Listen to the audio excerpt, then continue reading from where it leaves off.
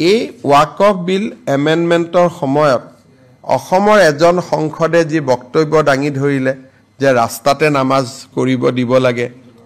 এজন সংসদে যিটো কলে যে স্বাধীনতা সংগ্ৰাম যেন হিন্দু মানুহে কৰাই নাই এটা বিশেষ কমিউনিটিহে কৰিছিলে এই যিবিলাক তেখেতে সদনত বক্তব্য দিলে মুখ্যমন্ত্ৰী হিচাপে মই নিজেই লজ্জিত অনুভৱ কৰিছো অসমৰ মুছলমান মানুহেও নিবিচাৰে ৰাস্তাত নামাজ কৰাটো ধুনীয়া মছজিদ বনাইছে তেওঁলোকে মছজিদত নামাজ পঢ়ে অসমত কোনেও ৰাস্তাত নামাজ নপঢ়ে যিটো বস্তু মুছলমান মানুহেও বিচৰা নাই তেওঁ তাতকৈ এক্সট্ৰিমত গল দ্বিতীয়তে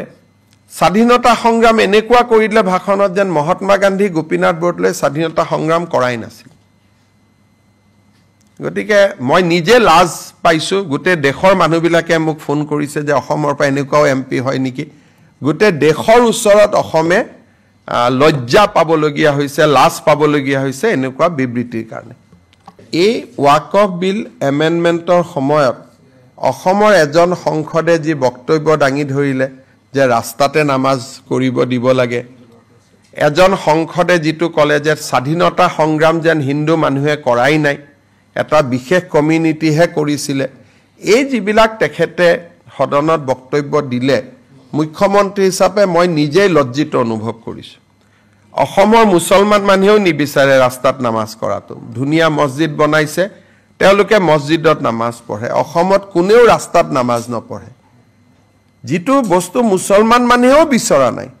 তেওঁ তাতকৈ এক্সট্ৰিমত গল দ্বিতীয়তে স্বাধীনতা সংগ্ৰাম এনেকুৱা কৰিলে ভাষণত যেন মহাত্মা গান্ধী গোপীনাথ বৰদলৈ স্বাধীনতা সংগ্ৰাম কৰাই নাছিল গতিকে মই নিজে লাজ পাইছো গোটে দেশৰ মানুহবিলাকে মোক ফোন কৰিছে যে অসমৰ পৰা এনেকুৱাও এমপি হয় নেকি গোটে দেশৰ ওচৰত অসমে লজ্জা পাবলগীয়া হৈছে লাজ পাবলগীয়া হৈছে এনেকুৱা বিবৃতিৰ কাৰণে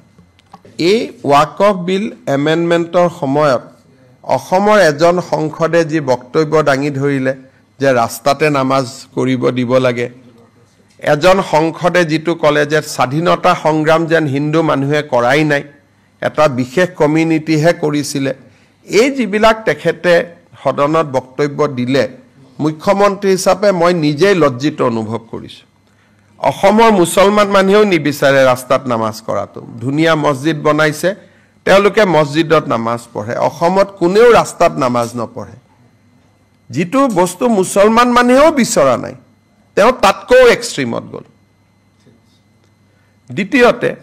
স্বাধীনতা সংগ্ৰাম এনেকুৱা কৰিলে ভাষণত যেন মহাত্মা গান্ধী গোপীনাথ বৰদলৈ স্বাধীনতা সংগ্ৰাম কৰাই নাছিল গতিকে মই নিজে লাজ পাইছো গোটে দেশৰ মানুহবিলাকে মোক ফোন কৰিছে যে অসমৰ পৰা এনেকুৱাও এমপি হয় নেকি গোটে দেশৰ ওচৰত অসমে লজ্জা পাবলগীয়া হৈছে লাজ পাবলগীয়া হৈছে এনেকুৱা বিবৃতিৰ কাৰণে